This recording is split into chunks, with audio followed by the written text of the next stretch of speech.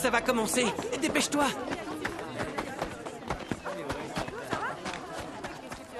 D'où viennent ces deux sœurs? Ce sont des prédicatrices que j'ai rencontrées en ligne. Je les ai entendues donner un sermon dans un autre village. C'était assez édifiant. Alors on ferait mieux de bien écouter.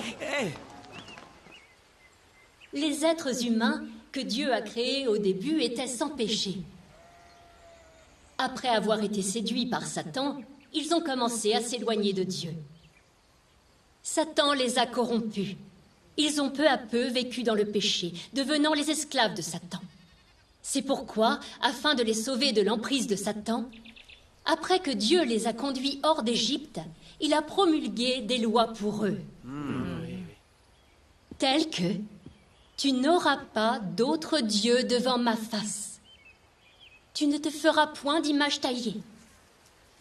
Souviens-toi du jour du repos pour le sanctifier.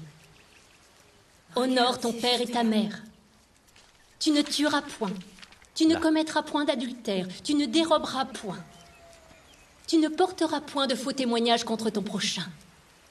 Tu n'opprimeras point ton prochain et tu ne raviras rien par violence. Amen. Tu ne retiendras point jusqu'au lendemain le salaire du mercenaire, et ainsi de suite. Oui, le Seigneur soit loué. Ces lois dictaient clairement aux gens ce qu'ils pouvaient faire et ce qu'ils ne pouvaient pas faire. Elles les avertissaient du chemin qu'ils devaient suivre et des règles qu'ils devaient respecter. Et leur apprenaient ce qui était bien et ce qui était mal.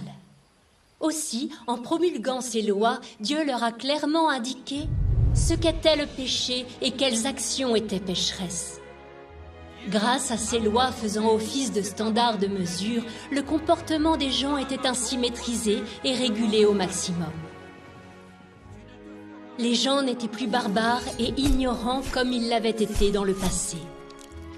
Et ils ont commencé à respecter les lois, à appeler Dieu par le nom de l'Éternel, à adorer l'Éternel et à observer le sabbat. Ceux qui violaient et ne respectaient pas les lois étaient alors punis en conséquence. Alors, c'est ainsi que ça s'est passé? J'ai bien compris. Je ne connaissais pas ce passage. Dieu a également promulgué des lois pour l'alimentation, l'habillement, l'habitat et le transport dans le quotidien des gens, telles que « Vous mangerez de tout animal qui a la corne fendue, le pied fourchu et qui rumine. Tu ne cueilleras pas non plus les grappes restées dans ta vigne, et tu ne ramasseras pas les grains qui en seront tombés. Tu abandonneras cela aux pauvres et à l'étranger. Je suis l'Éternel, votre Dieu. Amen. Tu ne couperas point en rond les coins de ta chevelure, et tu ne raseras point les coins de ta barbe. » Waouh, c'est tellement détaillé. Oui, en fait, il y a plus de 600 lois de ce type. C'est énorme. Au début, les gens étaient ignorants. Si Dieu n'avait pas promulgué ces lois, ils n'auraient même pas compris ces règles les plus élémentaires. C'est vrai. Grâce à la régulation des lois de Dieu, la vie quotidienne des gens n'était plus un désordre anarchique. Au lieu de ça, ils avaient désormais des buts et un cadre précis. Oui. En vivant selon les lois établies par Dieu, ils sont évidemment devenus bien plus éduqués. Et la vie quotidienne de toute l'humanité était disciplinée. Amen. La promulgation de ces lois a fourni aux gens des critères précis concernant la morale sociale et leur a ainsi appris comment vivre. Et cette humanité n'était plus celle que Satan avait délibérément tentée, corrompue et asservie, et qui n'avait pas la capacité de résister à Satan. Au lieu de ça, c'était une humanité qui pouvait respecter les lois de Dieu, adorer l'Éternel Dieu de manière proactive et vivre conformément à la loi selon les méthodes que l'Éternel lui avait enseignées. Ceci était la première étape de l'œuvre de Dieu sur l'homme, que l'on appelle l'œuvre de l'ère de la loi. Ah, je sais. C'est l'œuvre de l'ère de la loi. L'œuvre de l'ère de la loi. Jamais entendu parler. Si, j'ai déjà entendu ces choses-là. C'est écrit dans la Bible. L'œuvre de l'ère de la loi réglementait le comportement des gens. Cela permettait d'ordonner leur vie quotidienne. Mais les gens ne s'étaient toujours pas débarrassés du péché. Donc, sous la contrainte de leur nature pécheresse, ils violaient sans cesse les lois et étaient sans cesse condamnés par les lois. Ils vivaient dans le danger constant d'être condamnés à mort par les lois de Dieu. Et l'humanité était confrontée au risque de destruction. Oui, c'est vrai. Non seulement cette humanité ne pouvait pas continuer à vivre conformément à la loi de façon ordonnée, Mais elle était aussi confrontée à la réalité d'être de nouveau arrachée et complètement asservie par Satan. Ainsi, en se basant sur les besoins de l'humanité, Dieu a décidé de sauver les gens du péché. Impressionnant. Il leur a permis de se débarrasser complètement des contraintes du péché et de ne plus être confrontés au risque d'être asservis par Satan. Par conséquent, Dieu a revêtu la chair, il est venu parmi l'humanité pour la première fois et a été crucifié dans cette forme charnelle à la place de l'humanité, en tant que sacrifice d'expiation, sauvant l'humanité de la croix, ou, en d'autres termes, la sauvant du péché. Depuis lors, les gens ont été rachetés grâce à Dieu devenu chair et agissant en tant que sacrifice d'expiation pour eux. Leurs péchés étaient pardonnés. Ils avaient le droit de se présenter devant Dieu directement et ils n'étaient plus accusés, ni même asservis par Satan. À partir de ce moment-là, l'humanité a été délivrée des lois de Dieu et n'a plus été confrontée au risque d'être condamnée à mort par ces lois. Au lieu de ça, les gens se sont rachetés par le sang du Seigneur Jésus. Et ils ont également pu profiter de grâce en abondance après que leurs péchés ont été pardonnés. C'était la deuxième étape de l'œuvre que Dieu a accomplie suite à l'ère de la loi, c'est-à-dire l'œuvre de l'ère de la grâce. L'ère de la grâce. Le Seigneur soit loué. Tonton, le Seigneur Jésus accomplissait donc l'œuvre de l'ère de la grâce. Oui. Durant l'ère de la grâce, Dieu est venu et a œuvré parmi l'humanité sous la forme d'un fils de l'homme ordinaire. Et pourtant, les gens ont pu profiter de son abondante grâce, ce dont ils n'avaient pas fait l'expérience durant l'ère de la loi. Par exemple, Dieu a nourri 5 000 Avec 5 personnes. miches de pain et 2 poissons. Oui, il a ramené des gens d'entre les Il a morts. aidé les paralysés à marcher. Il a guéri les lépreux. Oui, il a permis aux aveugles de voir et aux muets de parler. Et il a guéri de très nombreux malades. C'est vrai. Durant cette ère, les gens ont profité des bénédictions, de la grâce et de la protection de Dieu, ce dont ils n'avaient jamais fait l'expérience auparavant.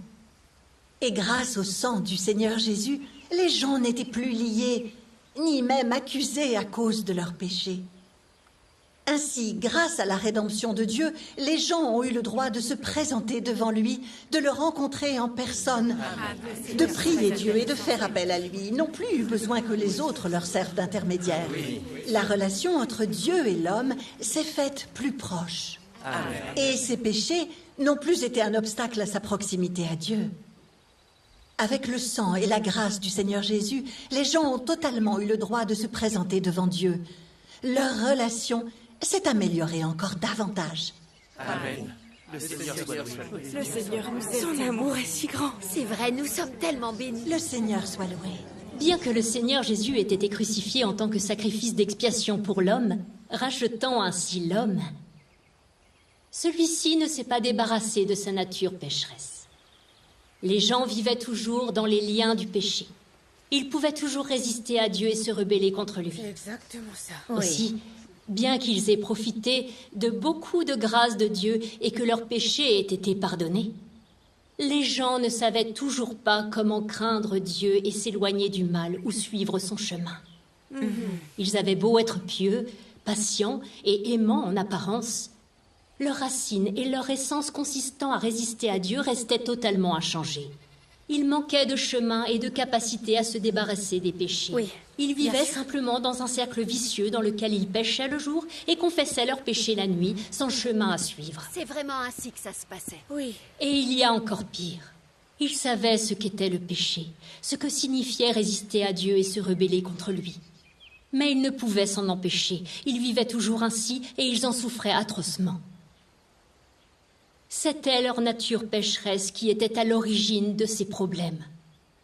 Ceci était causé par leur tempérament corrompu. Alors c'est à cause de la nature pécheresse de l'homme. Donc, afin de résoudre la nature pécheresse des gens, il est nécessaire de s'occuper de leur tempérament corrompu. Et la façon la plus directe de s'occuper des tempéraments corrompus des gens, c'est de les purifier. Et quand leurs tempéraments corrompus ont tous été purifiés, Leur nature pécheresse se retrouve ainsi résolue à sa racine. Bien sûr, leur problème de résistance et de rébellion contre Dieu est alors également résolu. C'étaient ces problèmes que les gens ont rencontrés durant l'ère de la grâce. Et c'étaient des problèmes que l'humanité devait résoudre. D'après les besoins de l'humanité, après l'ère de la grâce, Dieu a commencé son œuvre de l'ère suivante.